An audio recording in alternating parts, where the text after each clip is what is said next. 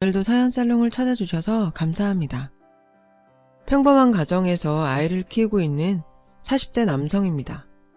아픔이 있는 아이는 일찍 커버린다는 말이 있죠. 어쩌면 그 말은 저를 두고 하는 말인지도 모르겠네요. 전 슬픔을 참는 법을 일찍 깨달아 애어른처럼 성장했거든요. 제가 그렇게 성장할 수밖에 없었던 건 5살 때 할머니께 했던 질문이 계기가 됐어요. 할머니, 왜 나는 다른 애들처럼 엄마 아빠가 없어? 유치원이 끝나면 저와는 달리 친구들은 엄마나 아빠가 데리러 왔어요. 전 그걸 보며 의문이 들었죠. 제 해맑은 질문에 할머니께선 이렇게 대답하셨어요. 저기 멀리 미국으로 돈 벌러 갔어. 그런데 그 대답을 하는 할머니의 표정이 심상치 않았어요. 마치 저를 불쌍한 똥강아지 보듯 하셨거든요. 게다가 할머니 눈에는 금방이라도 쏟아질 듯한 눈물이 가득 고여 있었죠. 그날 이후 저는 할머니께 엄마 아빠에 대한 얘기를 묻지 않았어요. 제 질문이 할머니를 아프게 한다는 걸 알았거든요. 게다가 할머니 대답이 거짓말이라는 것까지 눈치채버렸죠. 그래서 엄마 아빠에 대해 묻기보다는 제 스스로 앨범을 뒤져서 엄마 아빠 사진이라도 찾아보기로 했어요. 그렇게 할머니 눈을 피해 몰래 사진을 찾다가 엄마 아빠로 추정되는 사람의 사진 한 장을 몰래 뽑아 옷장에 숨겨두었고 몰래 꺼내보곤 했죠. 아무리 할머니 할아버지께서 저를 사랑해 주신다고는 해도 친구들한테는 다 있는 부모님이 저한테만 안 계시다는 사실을 받아들이기는 힘들었거든요. 그리고 그건 어린 제게 그림자처럼 따라다니는 외로움이 되었어요. 벗어나려고 발버둥을 쳐도 벗어날 수 없었죠. 게다가 집에서는 부모님 얘기는 불문율과 같았기에 엄마 아빠의 부재에 대한 의문을 애써 외면하려고만 했어요. 어린 나이였음에도 말이죠. 하지만 엄마 아빠에 대한 그리움은 평생 제 발목을 붙잡았죠. 어느 날이었어요. 친구들과 함께 도시락을 먹는데 제 반찬에서 할머니 머리카락이 나왔지 뭐예요. 그때 반장아이가 소리쳤죠. 아이씨 더럽게 이래서 엄마 없는 애들이랑은 밥 먹으면 안 된다니깐. 그리곤 제 도시락을 책상 밖으로 밀어버렸어요. 전 그 말에 이성을 잃고 그대로 주먹을 날렸어요. 그러자 녀석의 코에서 주르르 코피가 흐르더라고요. 덩치는 산만한 놈이 코피를 보자 이내 울음을 터뜨리더군요. 그러거나 말거나 저는 고삐 풀린 망아지처럼 흥분해서 소리쳤어요. 내 앞에서 한 번만 더 엄마 아빠 없단 얘기 해봐. 그럼 이 새끼처럼 죽도록 패줄 테니깐. 이 일 때문에 할머니는 식당 일을 하다 말고 학교까지 불려오셨어요. 아휴, 제가 식당 일 때문에 도원일 혼자 내버려 두고 신경을 못 썼더니 이런 일이 생겼네요. 정말 죄송합니다. 얼마나 놀라셨을까요? 제가 앞으로 더 잘 가르치겠습니다. 자신의 딸뻘인 반장엄마 앞에서 할머니는 연신 허리 숙여 죄송하다고 사과하셨어요. 할머니는 어떻게든 그 친구 엄마 마음을 풀려고 갖은 애를 쓰셨는데 그때 할머니 뒷모습이 어찌나 작고 초라해 보이던지. 그 후로 저는 저한테 부모님 없는 고아라고 놀려도 할머니 얼굴을 떠올리며 참고 또 참았어요. 순간을 못 참고 제가 주먹을 날리면 속은 후련해지겠지만 할머니 마음은 찢어질 테니까요. 그래서 부모 없는 애라고 놀림받지 않도록 공부도 운동도 열심히 했어요. 기죽지 않으려고요. 할머니 밑에서 자란 아이도 이렇게 잘날 수가 있다는 걸 사람들한테 보여주고 싶었거든요. 그러던 어느 날 제 삶에 큰 변화가 찾아왔어요. 갑자기 삼촌네 가족들과 함께 살게 된 거예요. 잘 나가던 삼촌 사업이 크게 망해 집까지 팔게 된 모양이었죠. 졸지에 제 방은 없어지고 책상은 베란다로 밀려났어요. 그리고 할머니 할아버지와 살 때는 느껴보지 못한 눈칫밥을 먹게 되었고 저는 이 집에 머물러선 안 될 타인처럼 느껴지기 시작했죠. 엄마, 도원이 왜 아직도 여기 있어? 이제 그만 누나한테 보내. 누나 미국에서 식당 크게 한다며. 어느 날 안방에서 다투는 할머니와 삼촌의 대화를 엿듣게 된 저는 큰 충격에 빠졌어요. 그동안 부모님이 돌아가셨다고 어렴풋이 짐작하고 있었는데 엄마가 미국에 계시다니. 걔 이제 겨우 자리 잡았어. 애도 있는데 도원이를 쉽게 데려갈 수 있겠니? 얼마 전부터는 도원이 양육비도 보내줘서 내 돈 나가는 것도 별로 없다. 그러니 애 눈치 주지 말거라. 할머니와 삼촌의 대화를 듣고 저는 조용히 다시 집 밖으로 나와 학교 운동장을 뛰면서 복잡한 생각을 정리해야만 했어요. 막연하게 죽은 줄로만 알았던 엄마가 미국에 살고 있다는 것과 매달 엄마가 보내준다는 양육비, 그리고 저를 집에서 내보내고 싶어하는 삼촌의 속마음까지. 그동안 삼촌이 저를 할머니 짐으로 여긴다는 사실은 어렴풋이 느끼고 있었지만 막상 현실로 마주하니 심장이 뜯겨나갈 것처럼 괴롭더군요. 부모님은 안 계시지만 그래도 할머니, 할아버지가 제 부모님 같은 존재라고 생각했는데 삼촌이 온 후로 세상에 홀로 버려진 느낌이 들었어요. 엄마는 왜 나를 데려가지 않고 할머니한테 맡겼을까? 할머니는 엄마가 양육비를 보내주지 않았다면 나를 키워주지 않으셨을까? 생각은 꼬리에 꼬리를 물었지만 정답을 찾을 순 없었어요. 그 이후로 갑자기 아프기 시작하더군요.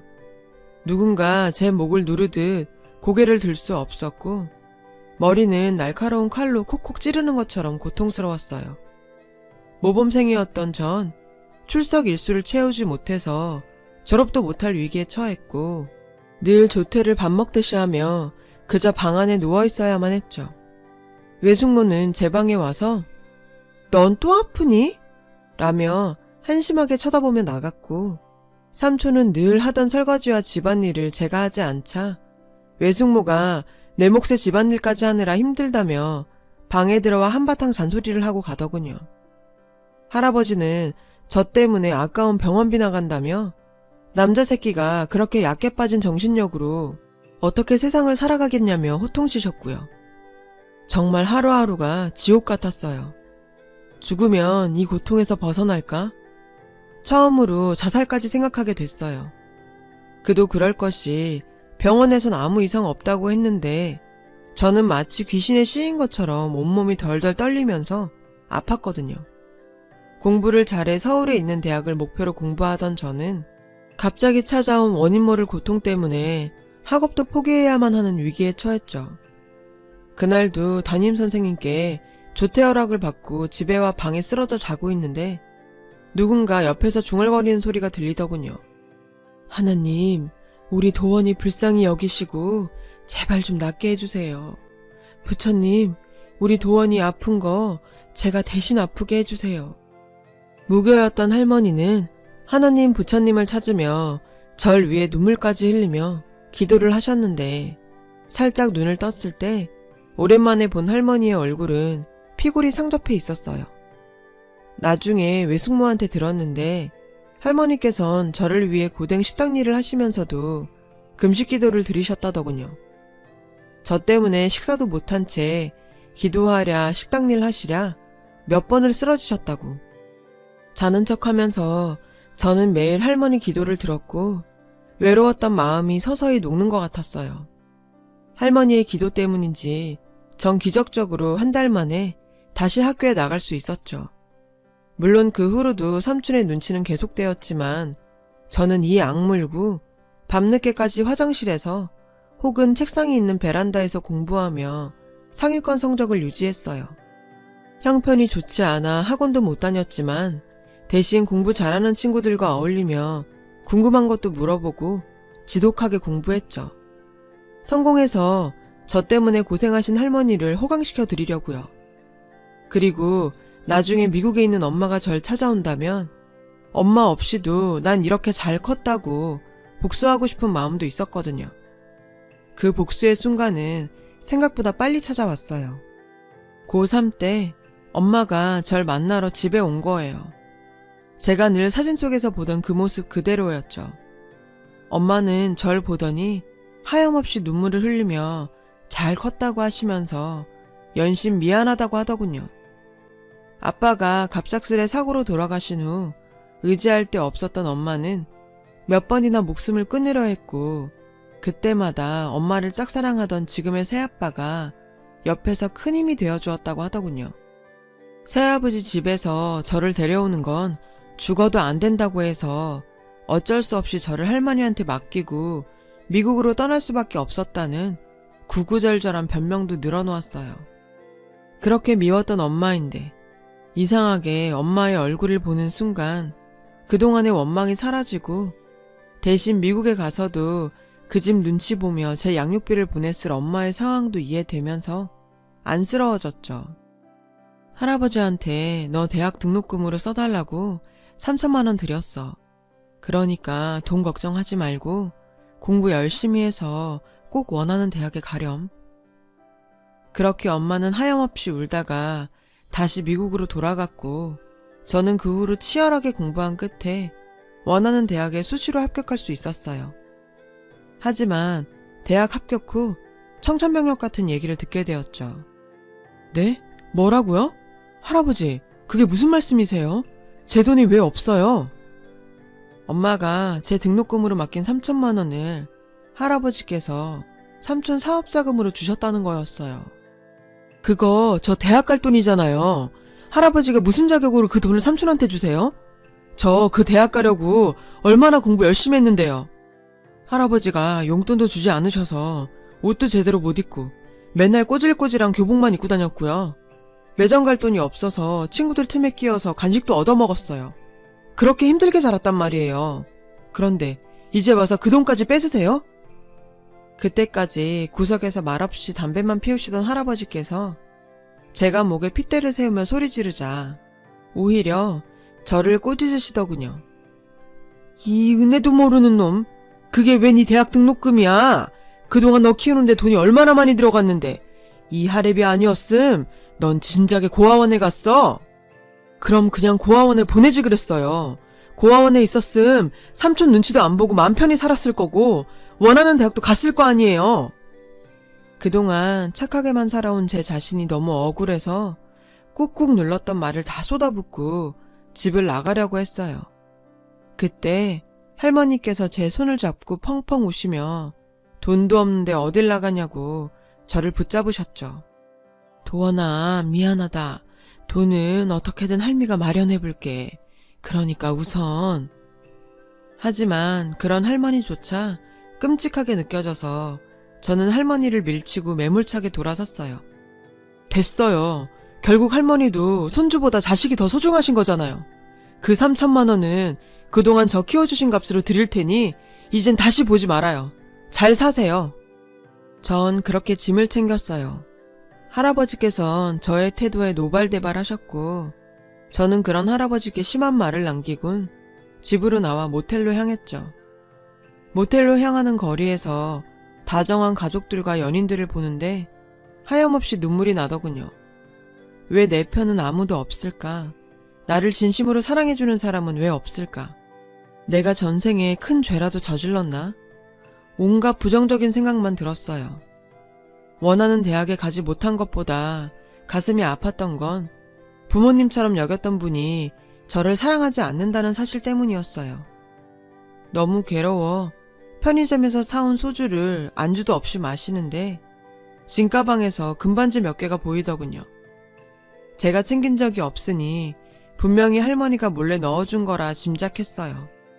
돈도 없는 손주가 갑작스레 나갔으니 할머니가 해줄 거라곤 비상금으로 챙겨둔 금반지밖에 없었겠죠. 그 생각에 갑자기 할머니가 너무 보고 싶었지만 저는 이 악물고 버텼어요. 착각하지 마. 할머니는 그저 자신의 딸이 힘들까봐 나를 돌본 것뿐이니까 흔들리지 말자. 그렇게 저는 금반지 몇 개를 팔아 급한 대로 밖에서 생활을 했어요. 원하는 대학을 포기한 후 취직을 위해 전문대학에 입학을 했고 장학금을 받았어요. 졸업 후 대학병원에서 방사선 기사로 일하게 되었어요. 그곳에서 간호사인 제 와이프도 만나게 되었고요. 그녀는 웃음도 많고 모두에게 따뜻한 사람이었죠. 사람을 늘 경계하며 선을 긋던 저도 그녀의 친절한 미소 앞에선 무너지게 되더군요. 무뚝뚝하고 차갑게 굴던 절 웃게 만든 여자였어요. 오빠, 나랑 결혼할 거 아니야? 왜 집에 소개도 한번 시켜주질 않아? 중산층 집안에서 행복하게 자라온 그녀 눈엔 가족 이야기를 하지 않는 제가 이상했는지 묻더군요. 직장에서도 우리의 결혼이 당연시되는 분위기였기에 결혼 전에 서로의 집안에 대해 얘기하는 건 당연한 거였어요. 하지만 전 집 나온 뒤 한 번도 할머니께 연락을 하지 않아서 소식을 알 수 없었죠. 할머니와 할아버지의 안부를 듣게 되면 힘들었던 과거로 다시 되돌아갈 것만 같았거든요. 그래서 결혼을 앞두고 미국에 계신 엄마한테 오랜만에 전화를 드렸어요. 그리고 엄마를 통해 뜻밖의 소식을 전해 듣게 되었죠.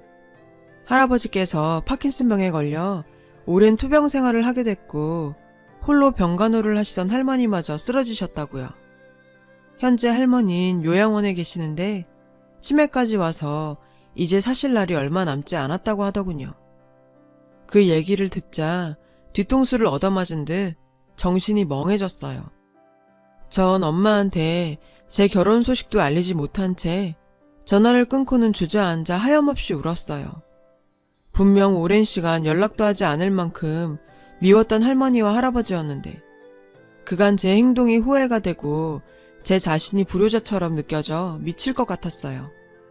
그 후 연차를 낸 저는 두 분이 계신 청주 소재의 요양병원으로 향했어요.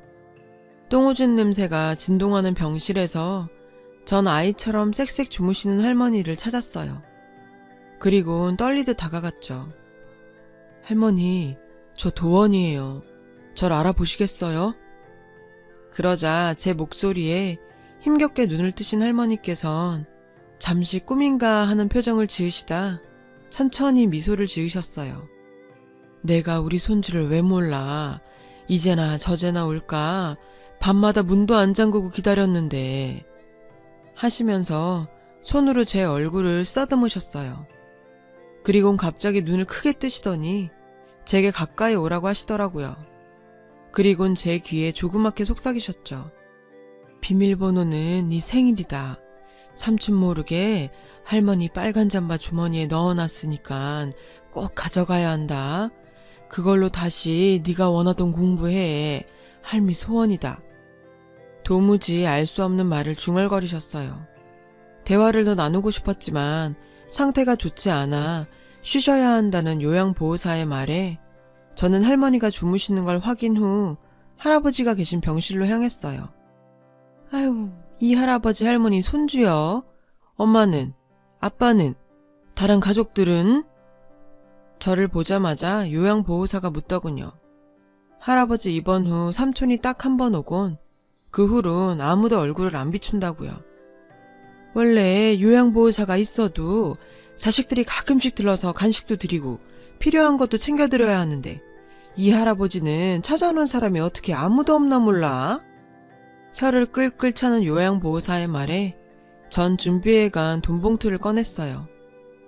저는 멀리 살아서 잘 찾아뵙지 못할 것 같아요. 저 대신 잘 부탁드려요. 하면서 돈봉투를 드렸죠. 어머, 이런 거 받자고 그런 얘기한 거 아닌데.